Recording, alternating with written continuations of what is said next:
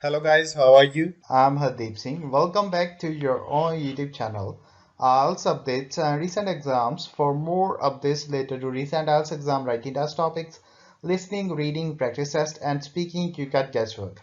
Please, guys, participate in everyday listening and reading practice test to achieve your desired band score in your actual IELTS exam. Please hit the like and subscribe button. Press the bell icon for the upcoming notifications.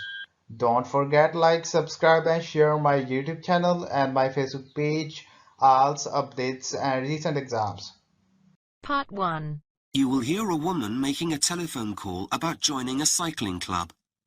First, you have some time to read questions 1 to 6.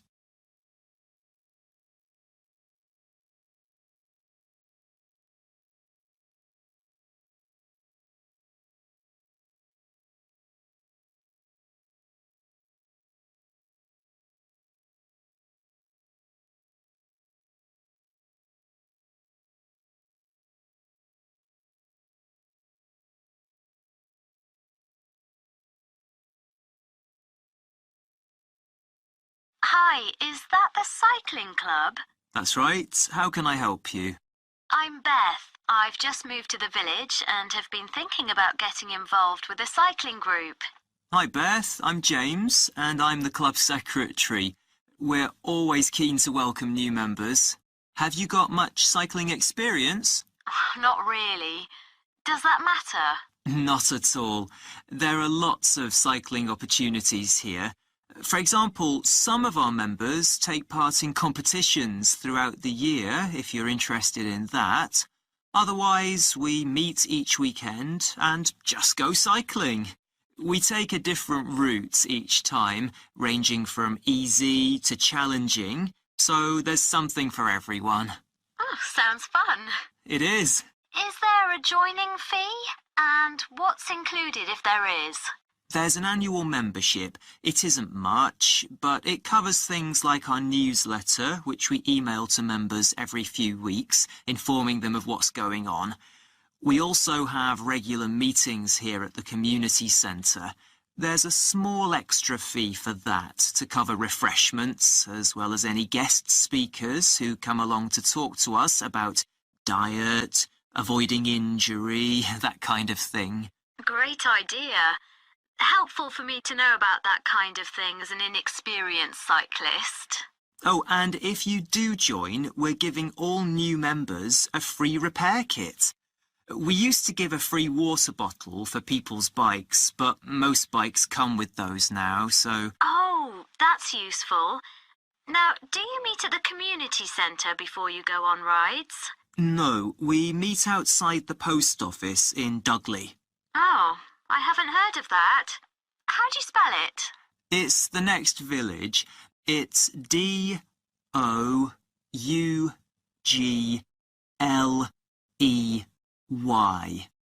The reason we meet there is because there's a large car park, which is handy for people from outside the area who drive in. Ah, got it.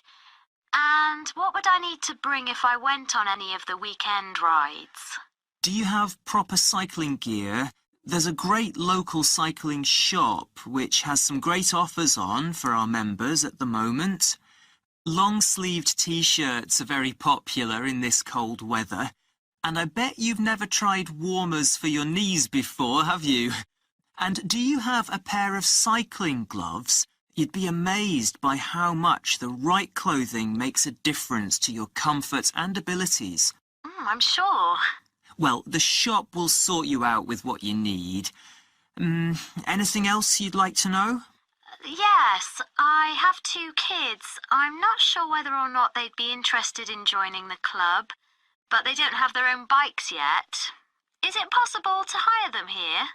Absolutely. We do everything we can to encourage people of all ages to take up cycling. You can pay monthly, which works out cheaper, or each time you attend a weekly excursion. It depends how often you think you'll be joining us on rides, really. Before you hear the rest of the talk, you have some time to look at questions 7 to 10.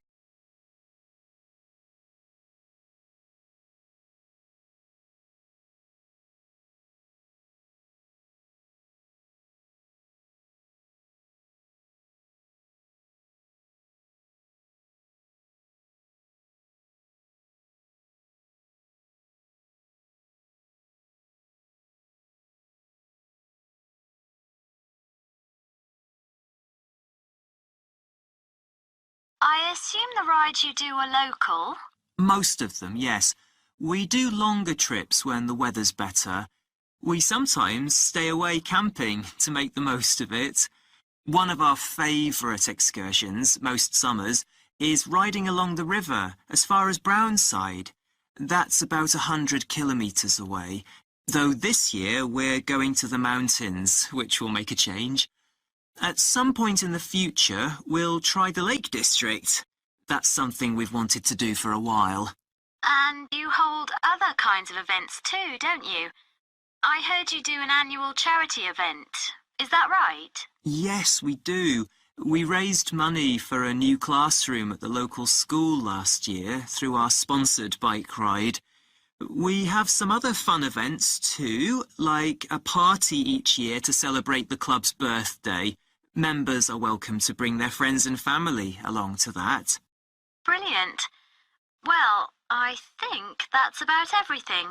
Oh, do you have the telephone number for the cycling shop you mentioned? Yes, just a second. Here we are. It's 221337. Great. Oh, one more thing. It was my neighbour who told me about the club and suggested I contact you.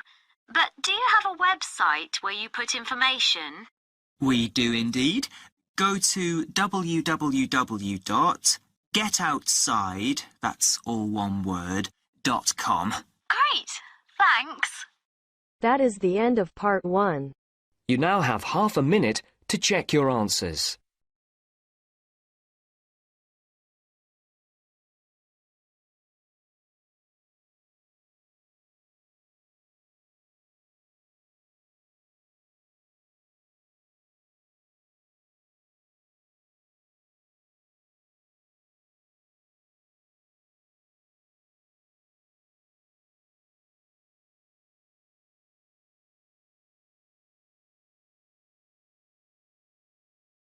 Now turns to part 2.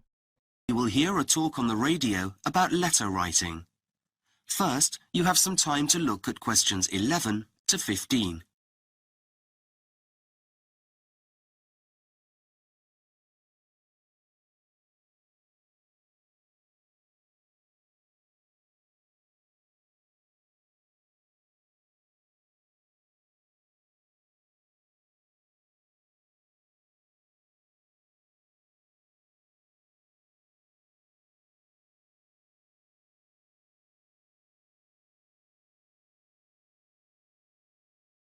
Now listen carefully and answer questions 11 to 15. And now for the last part of today's programme, I'd like to welcome author Erica Winter, whose recent book entitled Say It in a Letter has already sold 10,000 copies. Over to you, Erica. Thanks, Mark. In today's world, it's easy to think that letters are a thing of the past. We rarely write them, and when we do, it's usually to a bank or an organisation of some kind. We no longer tend to write letters to our friends. Yet this is something I think we will come to regret. It's what I call the lost art of letter writing. For one thing, letters used to consist of more than writing.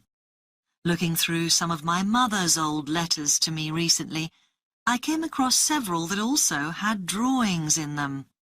This wasn't uncommon in the past. Photos took much longer to print than they do now, and so people often drew something to show what they meant. In fact, my mother still does this, not only in her letters, but also sometimes on the envelopes. Another important thing about letters is that they represent one side of a conversation. And before the time of emails, these conversations could centre on people's deepest secrets. As a child, letters would come through our door each morning from relatives and friends. As we got older, they became more personal. This made the letters important. It made you want to keep them. The ones I treasure I still have. They're tied up with ribbon and safely stored in a shoebox in my attic. I get them out from time to time and read them, and it's amazing because they remind me of how I felt all those years ago, what I was doing, who I was meeting, what I was looking forward to. And this is another thing about letters. They recreate the past rather like a diary. Yet they are more than that, because they invite a response. Emails will never tell us about the past in anything like the same way, unless we print them off and keep them. But who has time for that? Before you hear the rest of the talk, you have some time to look at questions 16 to 20.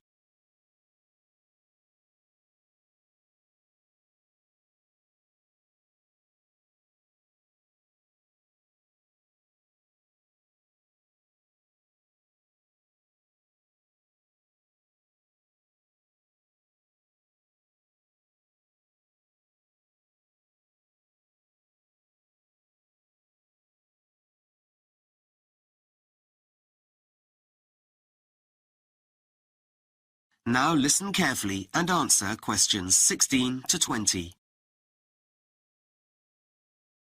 So, if you want to give letter writing a try, and in the years ahead you may be very glad that you did, here are a few important tips.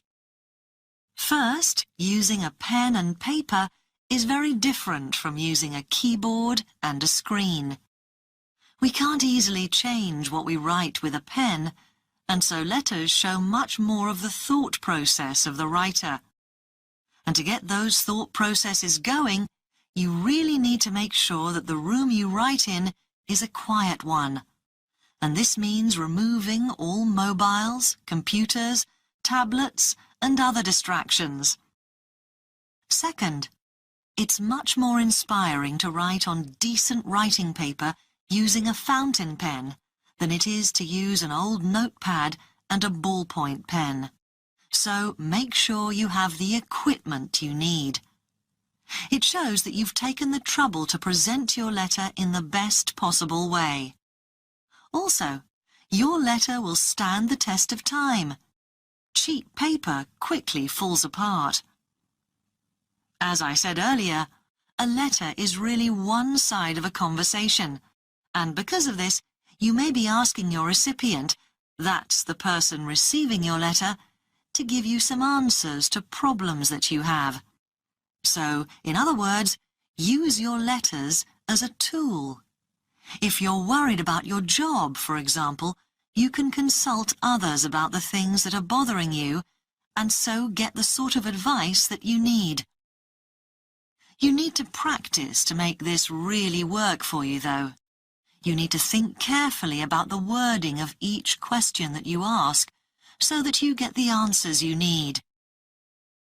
Unlike emails that we tend to write quickly without paying too much attention to wording, letters need patience and thought. And lastly, make sure you know how to begin a letter, where to put your address and the date, for example, and how to finish your letter, depending on your recipient. Should you say best wishes, or yours sincerely, or simply love from? The ending you use must be suitable, or you might offend people. This will be something some listeners may have forgotten, or never had the chance to learn in the first place. That is the end of part 2. You now have half a minute to check your answers.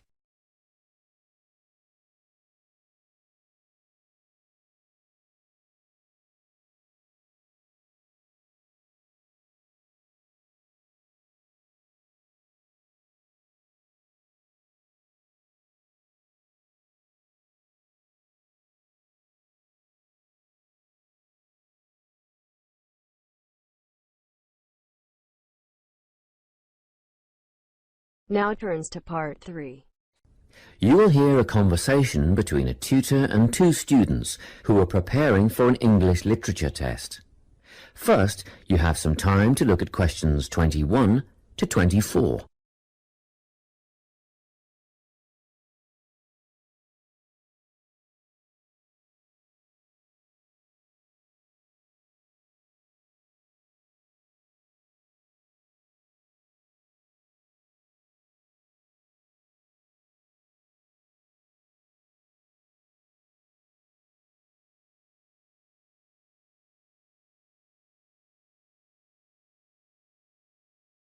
Listen carefully and answer questions 21 to 24.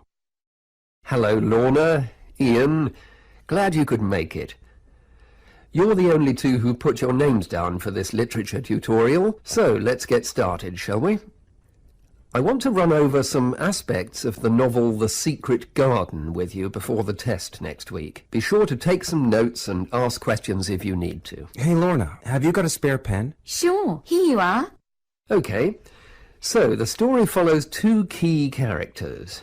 You should refer to them as protagonists, who go by the names of Mary Lennox and Colin Craven. The story is set shortly after the turn of the 20th century, and the narrative tracks the development of the protagonists as they learn to overcome their own personal troubles together. That's quite a common storyline, isn't it? Yes, you're right, Lorna. So what can you tell me about the character of Mary? Well, in the beginning, she is an angry, rude child who was orphaned after a cholera outbreak and forced to leave India and move to the United Kingdom to her uncle's house in Yorkshire. That's right. And there she meets Colin, who spends his days in an isolated room, believing himself to be permanently crippled, with no hope of ever gaining the ability to walk. The two strike up a friendship, and gradually learn, by encouraging each other, that they can both become healthy, happy and fulfilled in life. Will we need to remember a lot of these details for the exam? Just the basic outline. Examiners don't want to read a plot summary. They know what the book is about. Focus on narrative techniques instead, such as point of view. What's that mean? It's all about how we see the story. This story, for example, is written from the perspective of what is called an omniscient narrator. Omniscient means all-knowing. So, as readers, we get to see how all the characters feel about things, what they like and don't like, and what their motivations are in the story. Before you hear the rest of the conversation, you have some time to look at questions 25 to 30.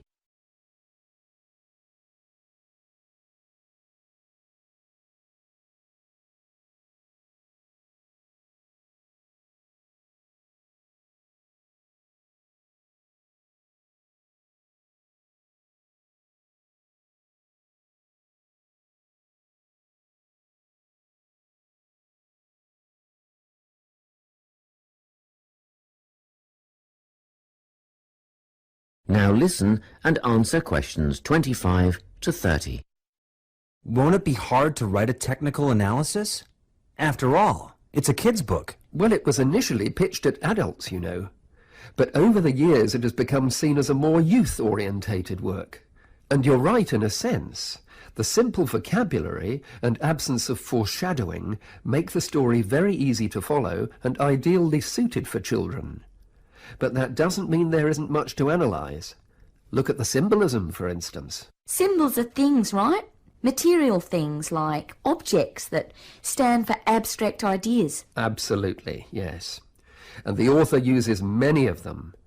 There's the robin redbreast, for example, which symbolises the wise and gentle nature that Mary will soon adopt. Note that the robin is described as not at all like the birds in India. Roses are used as well, as a personal symbol for Mistress Craven. You'll see they're always mentioned alongside her name, and Mistress Craven's portrait can also be interpreted as a symbol of her spirit. Are symbols just another name for motifs? No, motifs are a bit different. They don't have as direct a connection with something the way that a symbol does. Motifs are simply recurring elements of the story that support the mood. Are there any in this novel? Yes, two very important ones. The Garden of Eden is a motif. It comes up a few times in connection with the garden of the story. And then you've got the role that secrets play in the story. In the beginning, everything is steeped in secrecy, and slowly the characters share their secrets, and in the process move from darkness to lightness, metaphorically, but also, in the case of Colin, quite literally. His room in the beginning has the curtains drawn, and he appears at the end in the brightness of the garden. Anything else we need to know about? Yes. Nearly all novels explore universal concepts that everyone has experienced. Things like love, family, loneliness, friendship. These are called themes. The Secret Garden has a few themes that all centre on the idea of connections. The novel explores, for example, the way that health can determine and be determined by our outlook on life. As Colin's health improves, so too do his perceptions of his strength and possibility. The author also examines the link between our environment and our physical and emotional prosperity. The dark, cramped rooms of the manor house stifle the development of our protagonists. The garden and natural environments allow them to blossom, just as the flowers do. Finally, this book looks at connections between individuals, namely Mary and Colin.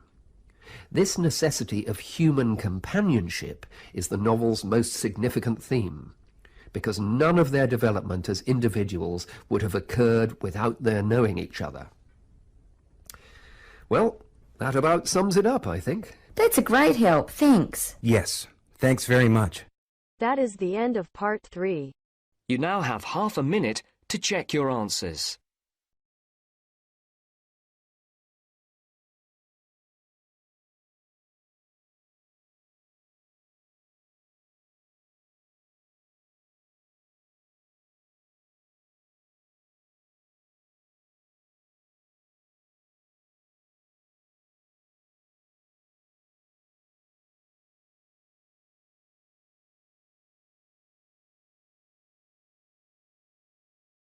Now turns to part 4.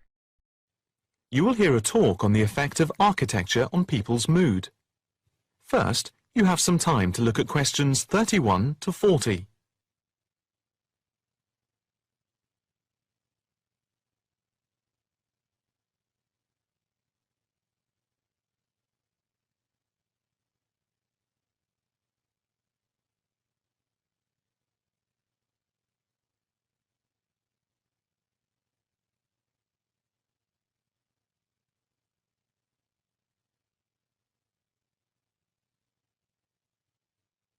Now listen carefully and answer questions 31 to 40.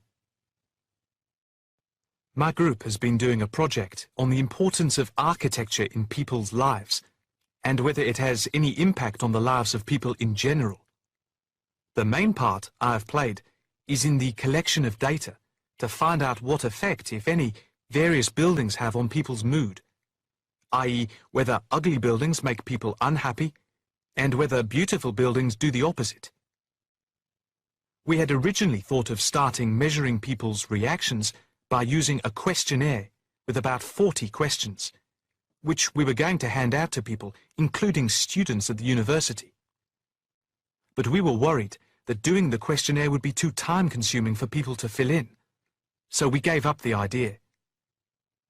I then asked several of the postgraduate students for advice. One of them came up with the simple idea of showing people images of various buildings from different eras and styles, instead of giving out the questionnaire, and asking them to indicate how they felt on a scale of 1 to 5 about the images, where 1 was unhappy and 5 was very happy. People would also be given the option of not saying what they felt. Using the scale meant that it would be much simpler to record people's reactions. I decided to follow this advice, and so the first stage was to collect a large number of images. I used Google to print off colour images of views of houses and apartment blocks where people live, and different types of buildings where they work. I started with about 30 or 40, and then reduced them to 10 images. Media resources in the Amory building at the Judd Street branch of the university helped me produce the final images. I had them blown up to A4 size, and we used colour rather than black and white to make the detail on the images clearer. We made 5 sets of images, and for protection when handling, we pasted the images onto hard card. Then, using a machine to wrap them with plastic, we laminated the cards. 5 of us targeted different age groups. We went to a local school where we obtained permission to ask a group of teenagers between 11 and 18. We also asked a sample of the general public, including tourists from all over the world, as they exited the Tate Modern in London, what they thought. we aim to ask people from different age groups, namely 20 to 40 and 50 and over. What our group learnt most from the project was first of all the value of teamwork. And secondly, we found that we had to appoint a leader to stop us pulling in different directions and falling apart. So this turned out to be an invaluable lesson for all of us.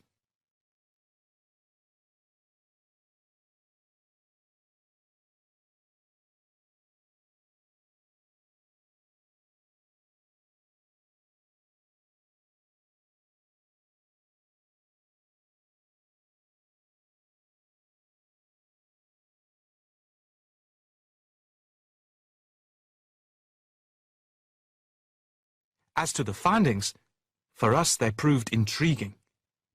In the end, the sample consisted of 311 respondents. I thought initially that people wouldn't be interested in taking part. With the youngest age group, their reaction was very mixed.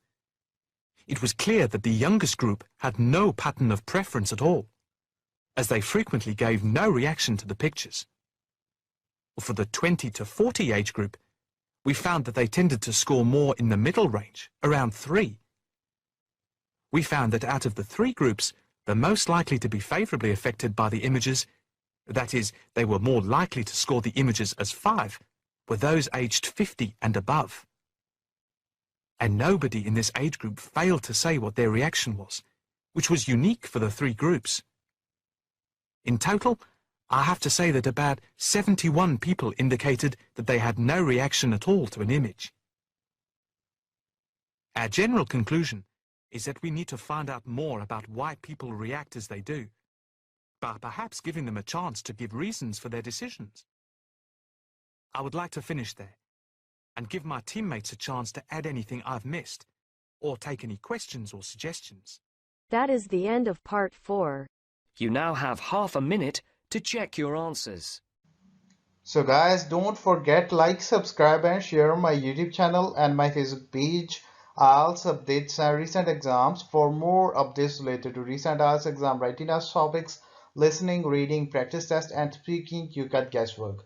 Please guys, participate in everyday new IELTS listening and reading practice tests to achieve your desired band score in your actual IELTS exam. For more IELTS material, visit my official website www.ieltsupdatesandrecentexams.com. The link is given below in the description. If you need PDF files of latest IELTS material, then please join my Telegram channel. So guys, please write your score below the comment section. Again, thanks for listening. God bless you all guys. Stay tuned, stay safe.